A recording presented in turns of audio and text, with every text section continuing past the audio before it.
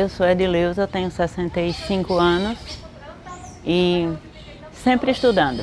Todos os anos eu fazia o Enem para ver o quanto que eu ainda sabia do que estudei.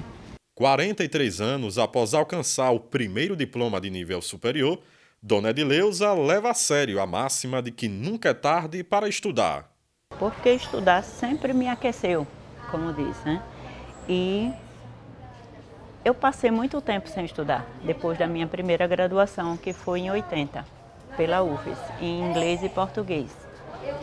Depois, passando quase 30 anos sem estudar, eu retornei pelo IFES, onde eu fui graduada em gestora do turismo.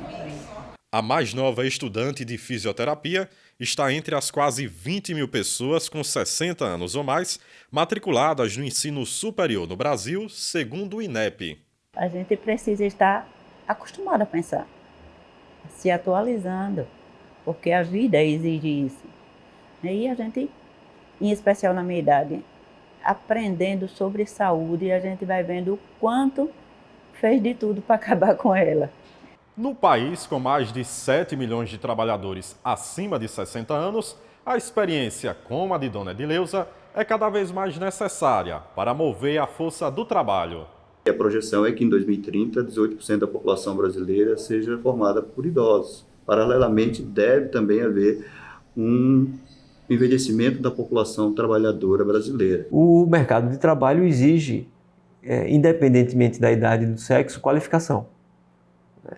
Boa parte dos analfabetos absolutos do Brasil hoje possuem 60 anos ou mais. Então a população está envelhecendo rapidamente, está vivendo mais, mas com pouquíssimas condições de se integrar ao mercado de trabalho com alguma qualificação técnica. Vai restar para o idoso ocupação sem nenhuma qualificação, ou seja, de um trabalho que exija cada vez menos de capacidade intelectual, o que é um contrassenso, porque o idoso, evidentemente, perde força física, perde disposição e seria perfeitamente alocado em atividades que não requeressem força física. Na correria da vida acadêmica, muitas vezes a pessoa idosa também precisa de uma rede de apoio para não desistir do sonho de estudar no meio do caminho.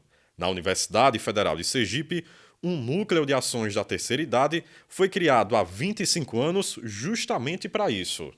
Em 10 de setembro de 1998, que foi implantado o núcleo. Justamente 4 anos depois da lei da política do idoso, que é a Lei 8842, e 5 anos antes de que surgisse que fosse promulgado o Estatuto. Aos 69 anos, seu Alcino encontrou na universidade o refúgio para cuidar da saúde mental. Na verdade, há quase 30 anos, ele se afastou do trabalho devido a fortes dores de cabeça, ficando afastado até hoje. Eu tive esse problema e aqui na universidade eu encontrei um acompanhamento que me está dando sustentação para eu continuar vivo. E, assim, através de tudo que aqui oferta, da biblioteca, do resumo. Como milhares de pessoas no Brasil, o aposentado adiou o desejo de estudar na adolescência para trabalhar, mas nunca desistiu do sonho de ter um diploma de graduação em mãos. E não somente para estudar, que nunca é tarde, como qualquer outra coisa. Porque o fazer com prazer, com satisfação e vendo realmente o resultado, o estudo, o saber, o conviver, supera a qualquer coisa.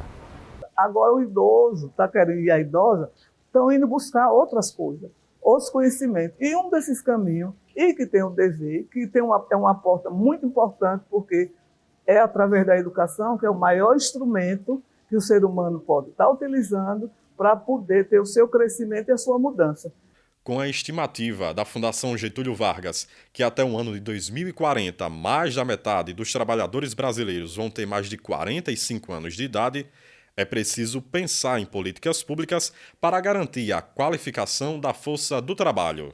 Nessa perspectiva, a sociedade deve se adaptar a essa nova configuração populacional, o Estado promover políticas públicas que oportunizem maior inserção do idoso no mercado de trabalho, enquanto as empresas privadas ampliar o número de vagas e situações em que de permanência da população mais velha ou mais idosa no mercado de trabalho.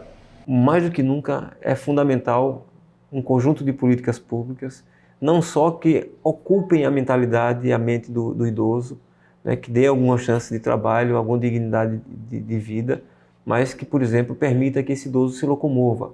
Eu, aos meus, posso dizer, 70 anos, porque é questão de meses, mas é mais dias do que meses, não encontrei um local mais propício para viver com satisfação, com lisura, com respeito e principalmente com aquele jeito que em lugar nenhum se encontra.